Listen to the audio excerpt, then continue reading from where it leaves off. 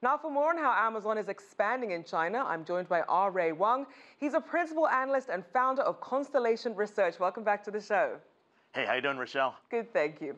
Now, Amazon Kindle has released a new commercial in China, really targeting millennials. How might that affect the passion for reading in China?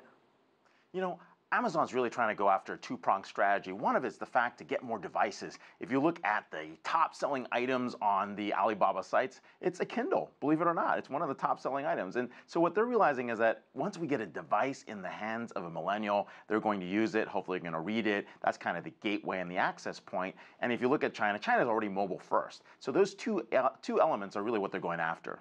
So how much will reaction from Chinese millennial consumers really shape Amazon's success there? Well, they need to get a foothold. They barely have, in our research, we see about 0.9% market share, which is traditionally dominated, as you mentioned earlier. Alibaba and JD have that market. And they also have to find ways to get in on the payment side, because a lot of commerce is really about the intersection of buying something and paying for something. And those two areas you got to get right. And the third piece is the devices. And so they're heading the devices. They're trying to get the content mix right, but they're going to need a lot more work to be able to deliver, especially trying to build an infrastructure for that last mile. And really trying to get their way in, we see that Amazon has also relaunched cargo flights from New York City to China.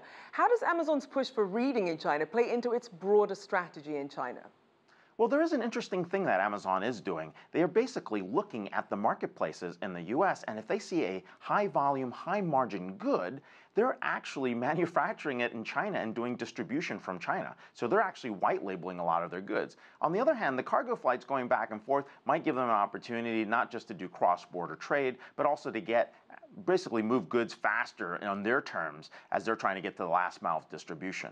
Now, what's interesting about all this is, at the end of the day, the way Prime works is it's about getting stuff like really quickly, whether it's 2 days, whether it's 1 day. In some cases, if you're in an urban area, it's about 3 to 4 hours. The piece that's missing in Prime in China is really the digital content. Today in the US, I can basically buy any music or go back to, I don't know, 1999, and any CD or music that I bought back then or movie that I bought back then is available to me on Prime. That's not yet available in China, and maybe that's another area that they explore, looking at the IP issues, of course. So as they do perhaps look at efforts to boost content, what are some of the other markets in China that Amazon could try to be more competitive in?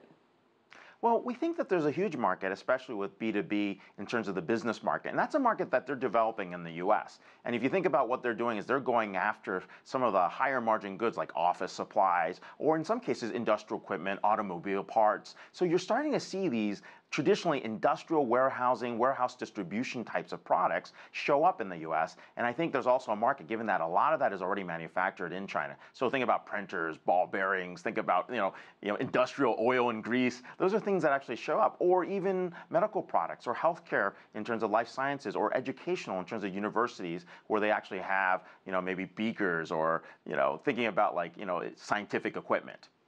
Now, it's certainly a very competitive field, e-commerce in China. And then you have Alibaba's Jack Ma telling US President Donald Trump that Alibaba's platforms would offer more access there to Chinese consumers.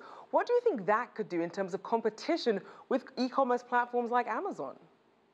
Well, there's one thing about getting the order and getting people excited about taking an order. The hardest part is the supply chain, trying to deliver that last mile. If you look at Amazon, their investment in the US, they've put 100 distribution centers in North America, or have plans for 100 distribution centers. And what that means is they're able to get to the last mile even up until the store.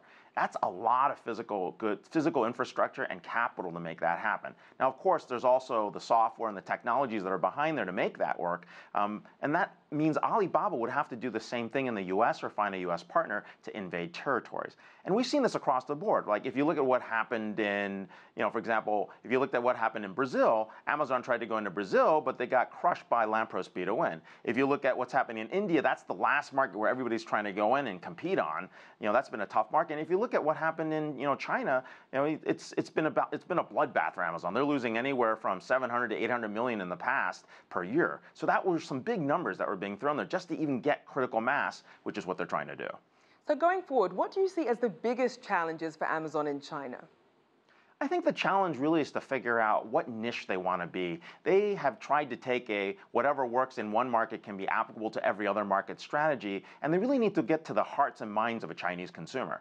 In the Chinese consumer, mobile comes first. So having a Kindle as a way to kind of use that as a device, as a gateway to order, as a gateway to buy something is probably a smart strategy. So finding that niche that makes sense for the Chinese consumer. Plus, the second thing is price points. Trying to get the price points right. You're going to see that. They've done that with they've done that with introductory offers. If you think about where Prime is, it's definitely 40–50% cheaper than in the US. It could be even cheaper, but I think there's got to be a little bit more on the value side as to what that stands for. And so I think that's all got to come together, and it's not easy to do, especially in an expansive market like China. Exactly. Thank you so much. As always, R.A. Wang, Principal Analyst and Founder of Constellation Research.